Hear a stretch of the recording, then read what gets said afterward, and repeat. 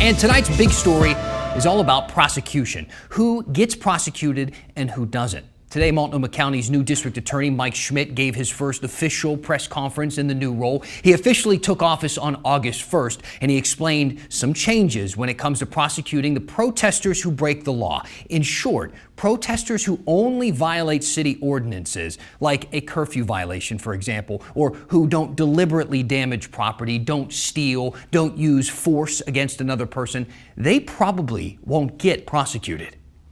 This policy acknowledges that the factors that lead to the commission of criminal activity during a protest are incredibly complex. The protesters are angry, yes, deeply frustrated with what they perceive to be structural inequities in our basic social fabrics. And this frustration can escalate to levels that violate the law. Some of those violations are impermissible by any standard, resulting in physical violence, injury, and worse. Others represent the instinctive reactions of people who have been gassed repeatedly, who have been struck with kinetic projectile weapons, and who have seen other protesters arrested in ways that they deeply disapprove of. This change in policy could mean hundreds of protesters could have criminal cases against them dropped entirely. But DA Schmidt says this isn't a real-life get-out-of-jail-free card or anything like that. There are still crimes that his office will prosecute. But there are also still a lot of questions about this new policy, like where will he draw the line? Does he see any way to resolve the nightly skirmishes that we are seeing night in and night out? I had a chance to talk to DA Schmidt and ask him some of these questions, and I'm sure you probably have as well.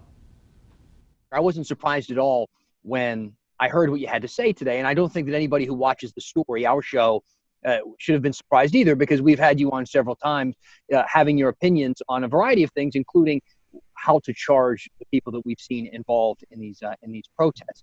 I didn't really hear much about solutions, though, when it comes to the downtown violence and the violence that we're now seeing in North Portland. Yeah. Well, I think part of the solution is that we're going to focus our efforts in our research or in our resources. Those are the cases that we're going to take. We're going to work with PPB or the investigative agencies to get the evidence that we need to put those cases together. As you heard from the press conference today, we're talking about a total of somewhere around 550 cases combined. But the vast majority of those are those low-level misdemeanor cases that aren't causing damage, aren't causing harm. Yes, they were told to disperse and they didn't do that, so that is a crime. It's not that it's an unlawful arrest, but we're going to focus our efforts and our resources on the ones that are actually causing the damage and harm. So in some ways it is a strategy to getting at those crimes and hopefully also a little bit of a de-escalation. We've seen every time that we've ramped up our criminal justice response, the protests expand. I hope this is a little bit of a de-escalation as well. The chief said recently that we can't arrest our way out of this. Is there, which a lot of people looked at as kind of the easiest or the fastest option, to go in and just arrest everyone. Is there a fast option? What is the timeline for people? How should they begin to process what we're looking at here moving forward? I applaud the chief. He and I had conversations, and I think he's exactly right. Like I said, every time we increase our show of force, we see that we get a equal and even more increased response. You see what the federal government did when they came in here and how that swelled the number of people in the protests. I don't think there is an easy solution. I don't think there's a fast and easy solution. We've tried arrests, over 550 people now, or at least 550 different cases referred to my office. And that's not worked. So I think the chief's right. We can't arrest our way out of this. We need to start talking and thinking about what are the things that we are going to change in our criminal justice system.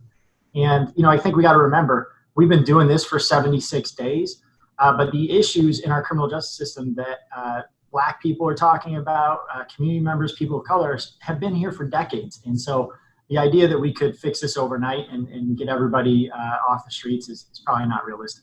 You mentioned 550 arrests. When we talk about the lesser charges, the ones that you are not going to prosecute, that's the majority of them. So that's like 400. So if it's no longer going to be charged to trespass, interfere with an officer, or run from an officer, what makes you believe that we won't just see more of that on a nightly basis? Yeah, so, first of all, just for clarity for people who haven't read the policy, it's pursuant only to these protests.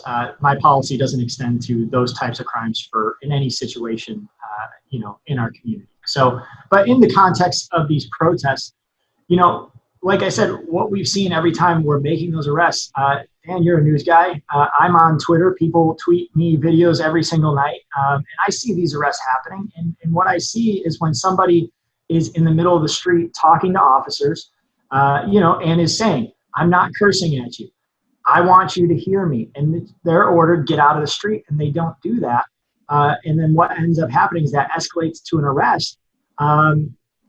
It just seems that exacerbates the situation we're in. So, those are the cases that we're looking at. If somebody's throwing rocks at officers, if somebody's lighting things on fire, we're going to prosecute those cases.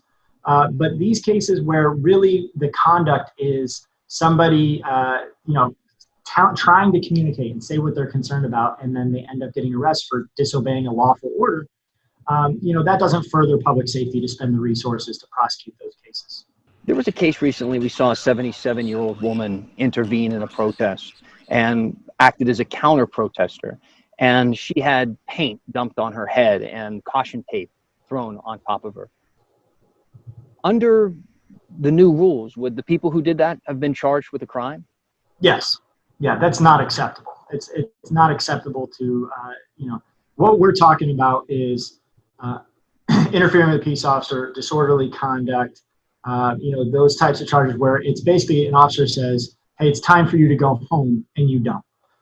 Or you need to get out of the street, and you don't. Those are lawful orders that the police officer can give. It is a crime. But this policy is saying we're not going to focus our resources there. If you are assaulting other people in the crowd, if you are dumping paint on their heads, if you are lighting things on fire, you're throwing rocks at people, those are the cases that we're going to prosecute. We're going to, like we would do for any prosecution, we get the evidence, we get witness statements, we get video evidence, and we'll put together a case. Okay, so that's just a bit of what we were talking about. You're going to hear more from DA Schmidt throughout this week. We talked for a lot longer, to be honest with you, for about a half an hour or so. If you can't wait and you want to check it out now, you can see where on your screen. We're going to post the entire conversation on the KGW YouTube channel. While you're there, please hit that subscribe button.